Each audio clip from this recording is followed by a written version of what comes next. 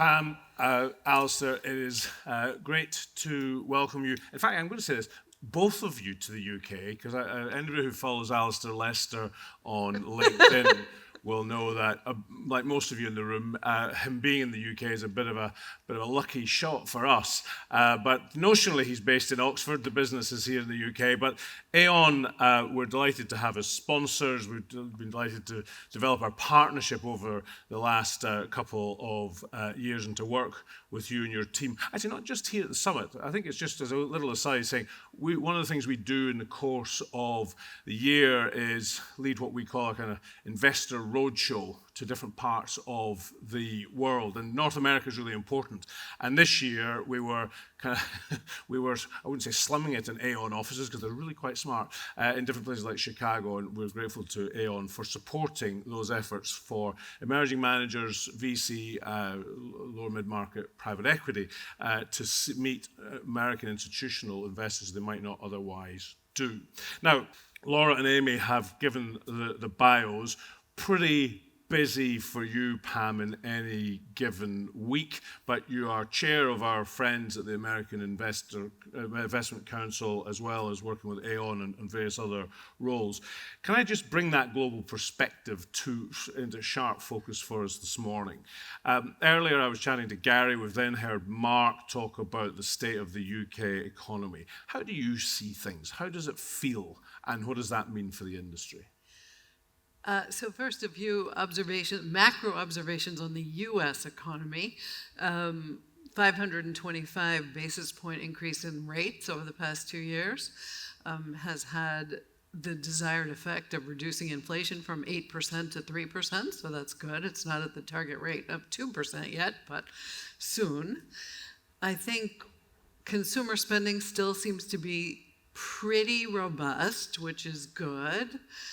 And there are definitely green shoots. Private equity firms need desperately to deploy capital, and investors need distributions in order for people to be able to fundraise. So all of that is very good, but it is a hugely tricky environment. In fact, Goldman Sachs surveyed 1,000 investors recently, and half thought soft landing, probably moderate growth, and half thought we're going to hit a really rough patch. And there's no point in even discussing politics in the US because it's a disaster. We're sticking to British politics here today, and we'll be delighted to be joined by two. Yeah, but you only have a train strike. We shut down the whole government. So things are always bigger in the United States. We get the point. Alistair, I kind of joked about your world travels. One of the things that I know we've been discussing privately, and is a big theme for you and your colleagues, is about productivity. And again, it's a thing we've heard from Mark already this morning, and the role of our industry in supporting that. How important do you think that is understood on different sides of the Atlantic?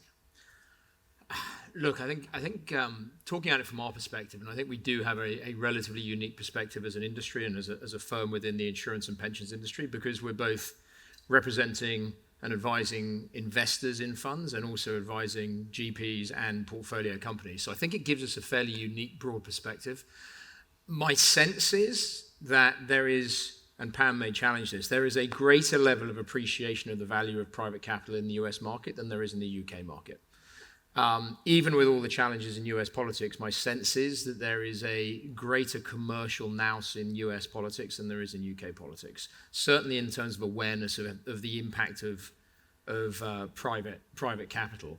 And look, whether we like it or not, it's almost thereby goes the US, thereby goes the UK and many other parts of the world. And so a lot of what is happening in the US private capital space is going to be a steer for what's happening here, positively and or negatively. And I think those sort of things we need to be very alive to. That's interesting. I think if you talk to the regulators in the US, they do not share that view. Certainly you talked about the license to operate, and the license to operate for private equity in the US is very much threatened at this point. So while I do think there has been progress, partly because I think Gary said this, all politics is local, and it's a lot better to hear from the CEOs of individual companies in our case in states, in your case, in very different regions of the country.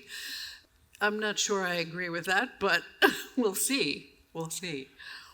One of the areas that everybody is always grappling with is risk. And of course, this industry understands risk better than most. It has to take a view of that in terms of its investments, and it's the key to the returns that will be generated. With this slightly trickier economic situation on both sides of the Atlantic, has the risk appetite changed? And if so, where are you finding in terms of what are the new solutions to address them so that we can continue to see the capital deployed? Alistair. Yeah, listen, Michael, I think very briefly in our industry, our goal is to match risk with capital, right? The insurance industry is there to underpin people's ability and investors' ability to take risk. Absolutely, and we saw it coming out of like many in the room, I'm old enough to remember it well, coming out of the global financial crisis. You can feel a sea change in risk appetite when times are tougher. And any way that we can find and build solutions which enable us to allow and enable capital to be put to work in a way which makes them more comfortable and able to accept and understand risk, then we're succeeding. Whether that's and we'll hear about it during the day, in the intellectual property space, where we're very focused on bringing new solutions to enable clients to raise finance against intellectual property, whether it's in some of our core product areas where products like warranty and indemnity insurance frankly exploded in growth after the global financial crisis because there was a change in people's appetite for and ability to accept risk. And the drivers for that come from multiple different places. We're having a lot of very interesting conversations with the leveraged finance market right now, because for them to start deploying again is going to need them to be more comfortable about how they get comfortable with various risks, be that specific risks or be that thematic risks in areas like the green transition. So, what we're doing is really trying to match that risk with capital, and by doing so, enable that capital to flow. I think, Alistair, you talked the other day about value protection versus value creation. And I think we're in an environment of value protection right now because you've seen valuations come down. And so anything you can do, whether it's cyber protection, whether it's ability to lend against intellectual property, is very helpful for us as an industry. So this is the bit where we had a couple of prep calls beforehand, and we covered a lot of topics. In fact, we chatted for about an hour. We've only got about another 10 minutes here. Both Alistair and Pam are thinking, so which of the other subjects will he now bring up? I just want to throw in AI, because it seems to get to the heart of both the risk and opportunity thing. Risk to existing businesses that could get thoroughly thrown about by it, disrupted was the word I was looking for, and at the same time, great opportunity to change lots of stuff from the very basic to the very complex. As both an investment opportunity and as a kind of risk to be insured against, how are you approaching it? So Pam and I were on a conversation with some other operating partners this week, actually, a couple of days ago, and we asked a question about what is the issue that's being raised by your portfolio companies that on the most frequent basis that causes you concern. Well, number one was cybersecurity. Number two was AI. Two different issues. One was very much we see cyber as a risk. The other was we see AI as an opportunity, and we need to understand the risks that go with that opportunity. So I think we're all on the journey of understanding what AI can do and the threats and opportunities it will bring. Pam and I had an interesting experience recently, just as an aside, where Pam decided to ask ChatGPT for a bit of research, for a bit of background information on something we were discussing, and ChatGPT gave a very convincing answer about a report allegedly published by Standard & Poor's, and et cetera, et cetera, et cetera. This was a completely fictitious report, right?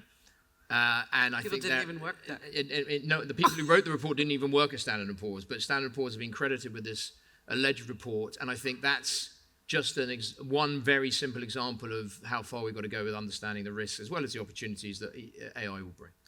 But I think one point that Gary made earlier, which is the partnership between private equity firms and their portfolio companies can help this a lot, because if you have experience in generative AI, you are giving that to your portfolio company. It is a partnership.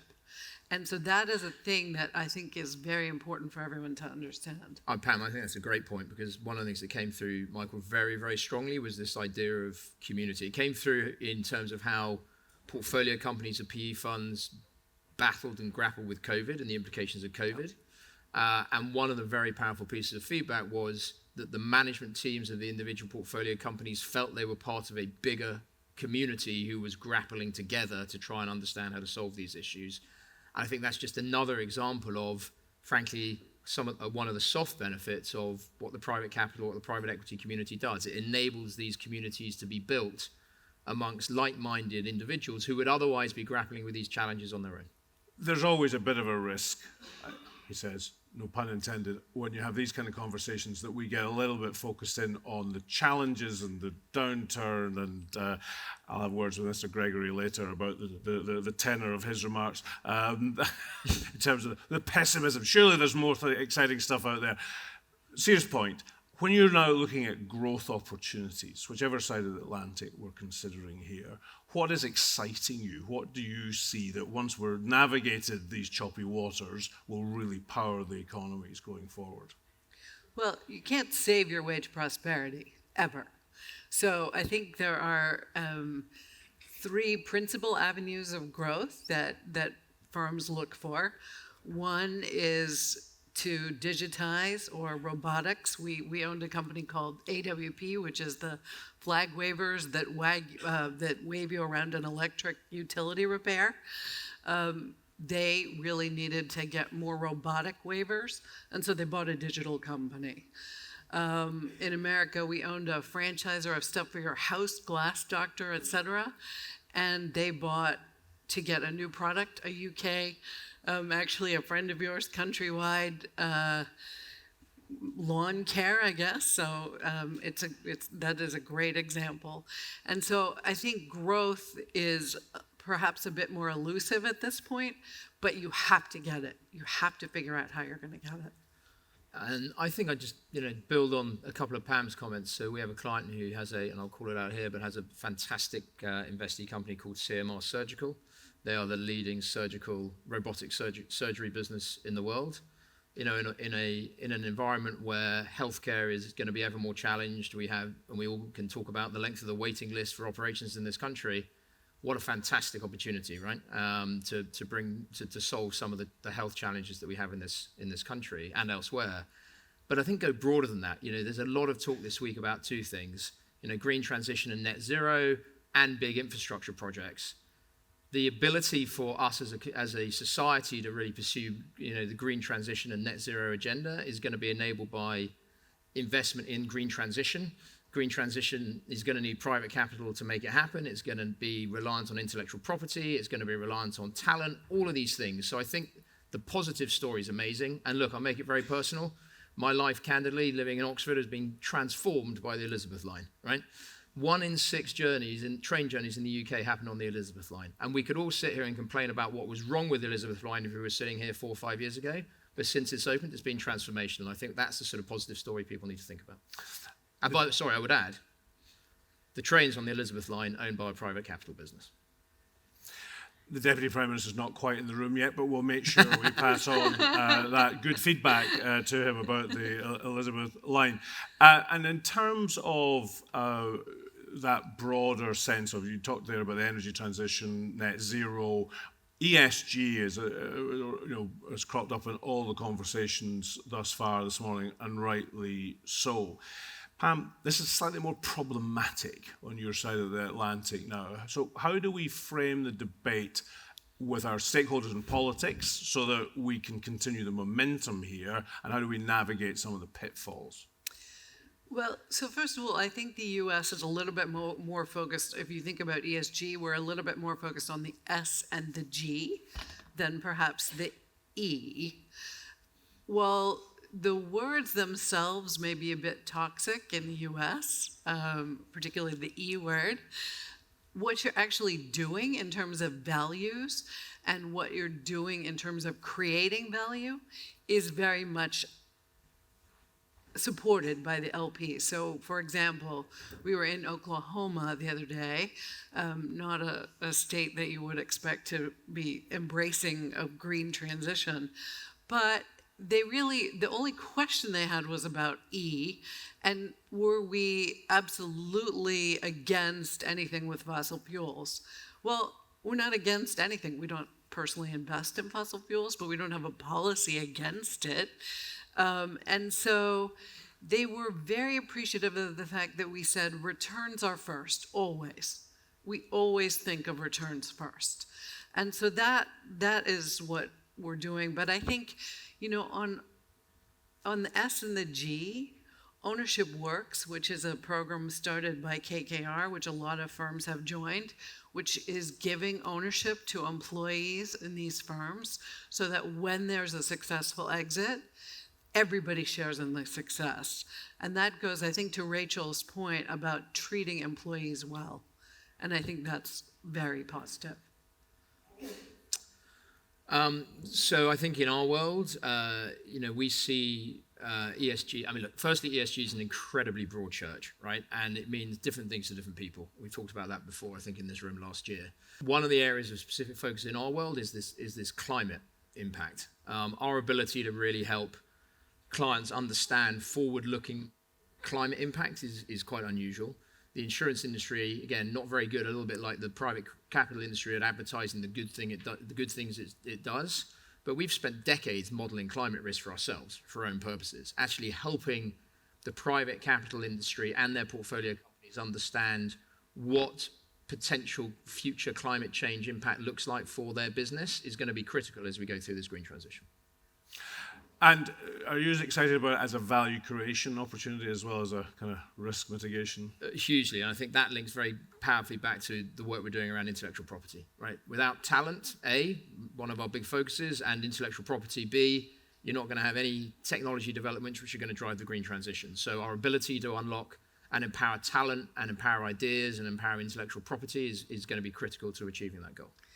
And the talent in the future is going to be very digitally informed. So, well, looking at my children, that's absolutely exactly. Okay, so in terms of looking ahead, you're involved in businesses in many different ways. Pam and Alistair, your business has got a global footprint. What do you think, if you were to predict now what the next 10 years looks like, how optimistic are you about private capital's role in driving the changes, and where are you most interested, most excited about the potential that lies ahead? So shall I, just very quickly from a UK point of view, I think what excites me is the ability to continue to attract inbound flows of international money, right? How does the UK become attractive for international money? Very quick analogy, I find it fascinating right now that the Canadian funds are ploughing into Australia and Australian renewable energy because of the change in mindset of the Australian government about their approach to renewable energy. But isn't it interesting that over the last 2 decades, Australian money has been ploughing into UK and Europe with the likes of Macquarie and others. So that international flow of money, Canada flowing to Australia after Australia's flown to UK and Europe, we've got to see that continue, and we've got to continue to tell both the attractiveness story of the UK as a destination, but also create an ecosystem which enables and allows that money to flow effectively. Yeah, I agree with that. And I think the good news about private equity is we're sort of agnostic in terms of where the best returns can be generated. So capital will flow into the environment that's most friendly to it. Last question, possibly the most important one of the day. Who's going to be top of the league on the simulator outside? Listen, that's a very good challenge. One thing I will say, if I don't embarrass you too much, is not going to be you, having seen you do it before. I can't even get in and out of the car, so...